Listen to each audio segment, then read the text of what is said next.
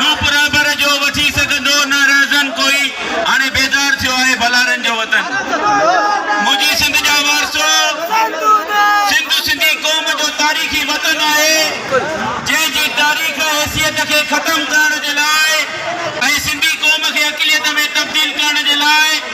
वक़्त जे हुकुमराननि सदाई हथ वठी करे सिंध में दारनि खे आबाद करण जी पॉलिसी जोड़ी आहे हुकुमराननि खे सिंध खे आलमी यतीम खानो समझी सिंध में वॾी मिक़दार में दारिया पनाहगीरनि खे आबाद कयो वियो आहे जॾहिं बंगालियुनि बिहारियुनि खे सिंध में आबाद करण लाइ खेनि ख़ासि तौर ते कॉलोनी ठाराए आबाद कयूं वियूं आहियूं त तॾहिं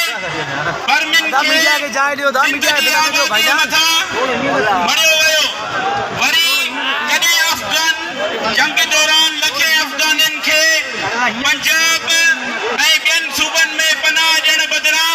सिंध में खेनि विरहायो वियो जिन खे हाणे सुप्रीम कोर्ट जे फ़ैसिले मुताबिक़ वक़्त जा हुकुमरान सिंध मां कढण लाइ तयारु न आहिनि तंहिं करे मुंहिंजी सिंध जा वारसो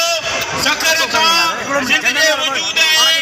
बका लाइ पुरअमन सियासी जिदोजहद जी शुरूआत कई आहे जंहिं जिदोजहद ज़रिए सिंध में गैर कानूनी तौर ते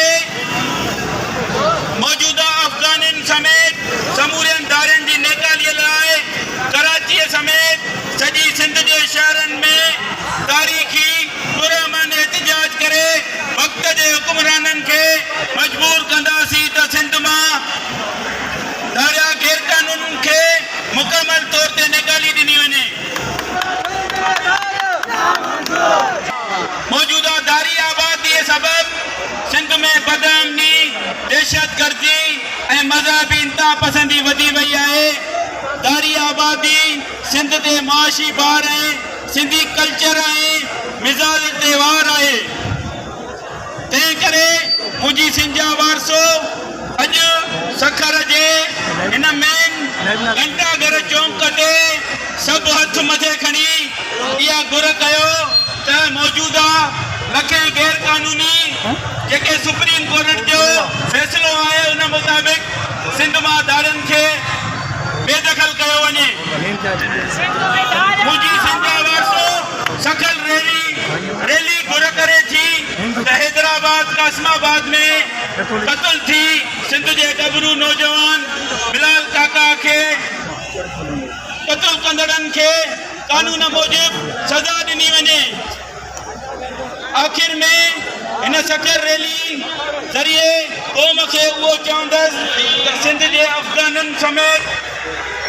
गैर कानूनी दारियुनि जी नेकालीअ जो मसइलो सियासी मसइलो आहे जंहिंजो हल बि उहो ई जेको शहीद बाबा बशीर खान जी इख़्तियार कयल जिदोजहद जो रस्तो आहे तंहिं करे क़ौम खे ख़ासि तौर ते सिंध जे नौजवाननि खे जज़्बाती थियण बदिरां सियासी पार्टियुनि जी अहमियत ॾिनी वञे पुरअमन सियासी जिदोजहद जो हिसो थियणु घुरिजे मुंहिंजी सिंध जा वारसो हाणे वरी 27 जुलाई ते नवाबशाह में गॾु पिया थियूं अचो त रहबरे सिंध साईं GM सैयद जे फ़िकुर जी रोशनीअ में शहीद बाबा बशीर खान कुरैशी जी अख़्तियार कयल जिदोजहद जे रस्ते गॾु थियूं सिंध हिन वक़्तु ॾुखी सूरत हाल मां गुज़री रही आहे सिंध जा माण्हू मायूं सिंध जूं अमड़ियूं पंहिंजनि बचनि खे विकिणण जे लाइ तयारु आहिनि सिंध हिकु तमामु वॾी ॾुखी सूरत हाल मां गुज़री रही आहे सिंध तव्हां सिंधियुनि खे पुकारे रही आहे अचो पंहिंजी धरतीअ जी मालिकी कयो ऐं वारसी कयो केरु कहिड़े बि प्लेटफॉर्म सां तालुक़ु रखे थो केरु कहिड़े बि मज़हब सां तालुक़ु रखे थो सिंध जे मसाले ते सभु गॾु थियूं सिंध सभिनी जी माउ आहे सिंध ते केरु बि मेरी अखि खणे उनजी उहा अखि कढी वञे ए गैरत जे ज़िंदान जा कैदी शींहं कुराड़ा तुंहिंजो कसम जेसी न सिंधू देश ठहंदो मुल्क असां लाइ मेड़ो आहे